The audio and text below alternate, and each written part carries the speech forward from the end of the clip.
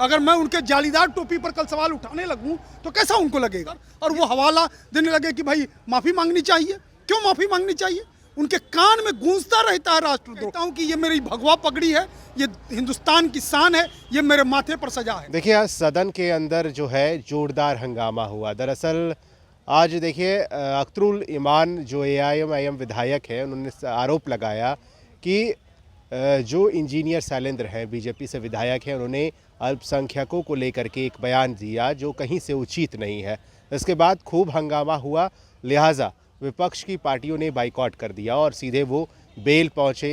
विधानसभा अध्यक्ष विजय कुमार सिन्हा ने बहुत कहा, लेकिन बावजूद इसके वो वॉकआउट कर गए विपक्ष के विधायक। अब देखिए अंदर टोपी पर भी, पगड़ियों पर भी सवाल उठे। संजय सिंह बीजेपी से विधायक है, उनको लेकर भी कहा गया कि भगवा टोपी पगड़ी लगा के जो आता है वो लगा के ना। इस पे विधानसभा अध्यक्ष ने कहा कि बिल्कुल नहीं, ये कहीं से उचित नहीं है, कोई किसी के पगड़ी पर कमेंट नहीं कर सकता। भाई वीरेंद्र भी टोपी लगा के आते हैं, उन पे भी कोई कमेंट नहीं कर सकता। और इसको लेकर के संजय सिंह ने आज देखिए बयान दिया है। संजय सिंह ने कहा है कि अब भगवा टोपी पगड़ी अगर मैं लगा के आता हूँ तो इसमें अलग क्या है, ये हमारी शान है। उन्होंने साफ तौर पे पगड़ी को लेकर के बयान दिया और कहा है कि महबूब आलम और अख्तरुल ईमान ये दोनों संसद को जो है डिस्टर्ब करते हैं, जिसके कारण आज देखा भी गया कई तरीके की तस्वीरें आई निकल कर।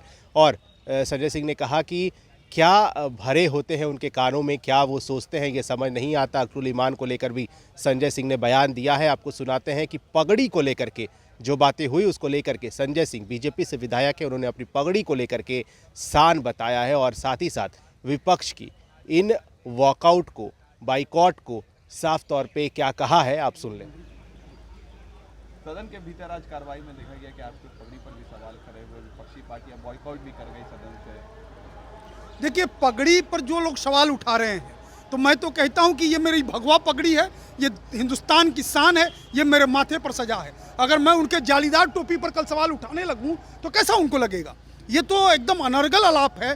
और जो राष्ट्रद्रोह का मसला वो उठा रहे हैं अख्तरुल इमाम जी, हम तो कहते हैं कि वो राष्ट्रद्रोही, उनका जो चरित्र है, उनकी जो सोच है, वो उनके कानों में गूंजती रहती है। किसी ने राष्ट्रद्रोही उनको नहीं कहा सदन के अंदर, और वो हवाला देने लगे कि भाई माफी मांगनी चाहिए।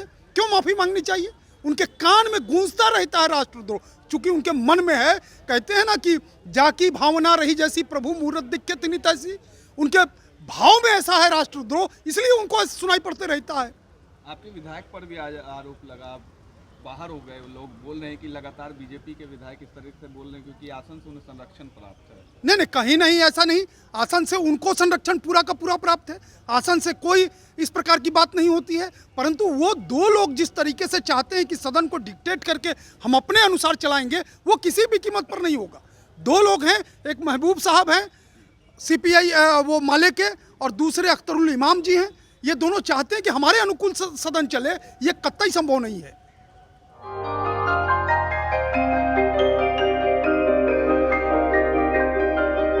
इस कोविड पेंडेमिक में सब ये शहर छोड़कर अपने शहर, अपने घर चले गए। हम लोगों का अपना शहर तो है, लेकिन वहाँ अपना घर नहीं। अगर सिचुएशन और खराब होता चला गया तो हम जाएंगे कहाँ? अरे ये प्रॉब्लम तो हर शहर में है, लेकिन हाँ, अपने शहर में भी अपना घर तो होना ही चाहिए।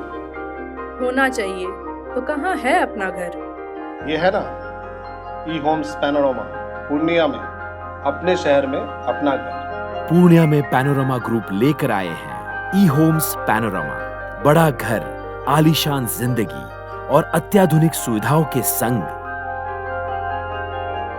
E-Homes panorama, luxurious lifestyle redefined.